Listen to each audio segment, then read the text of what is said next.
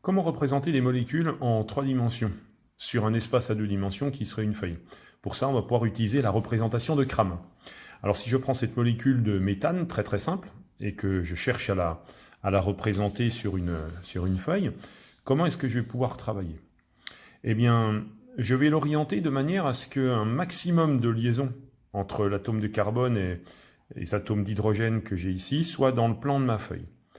Donc ici, par exemple, je peux très facilement donc, dessiner mon atome de carbone central, qui est ici, et montrer cette liaison-là, donc la dessiner par un trait simple, quand elle est dans le plan de la feuille.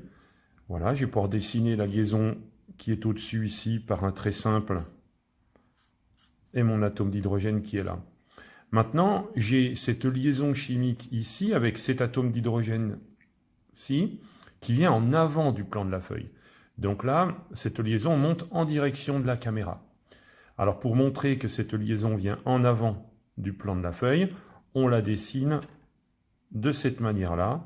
Voilà. Celle-ci, elle vient en avant du plan de la feuille. Voilà. Et puis, j'ai un atome d'hydrogène qui est là derrière, le quatrième, et donc par rapport au plan de ma feuille, cette liaison, elle va en arrière du plan. Alors pour dessiner la liaison qui va en arrière du plan, eh bien, je la dessine en pointillé, comme ceci. Voilà. Donc là, j'ai la molécule de méthane, et là, j'ai sa représentation de Cram. Je vois des liaisons chimiques qui sont dans le plan de la feuille, je vois une liaison chimique qui vient en avant du plan de la feuille, et une quatrième et dernière liaison qui va en arrière du plan de la feuille.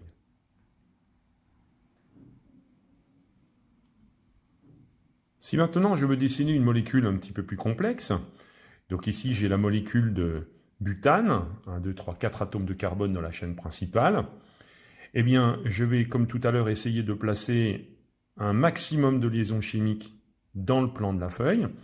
Donc dans le plan de la feuille, je vais placer cette liaison-là, celle-ci, toutes les liaisons entre atomes de carbone et la liaison chimique que j'ai ici. Voilà.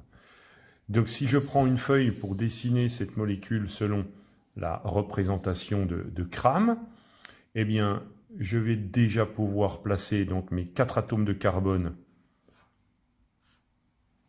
dans le plan. Donc là je viens de dessiner cette liaison qui est ici. Maintenant je vais dessiner la liaison ici vers le bas et je vais dessiner celle-là. Donc toutes celles-ci sont dans le plan de la feuille, ce plan qui est là. J'ai cette liaison avec l'atome d'hydrogène qui est là, ici, qui est dans le plan. Et j'ai la liaison ici, tout au bout, qui est dans le plan de la feuille.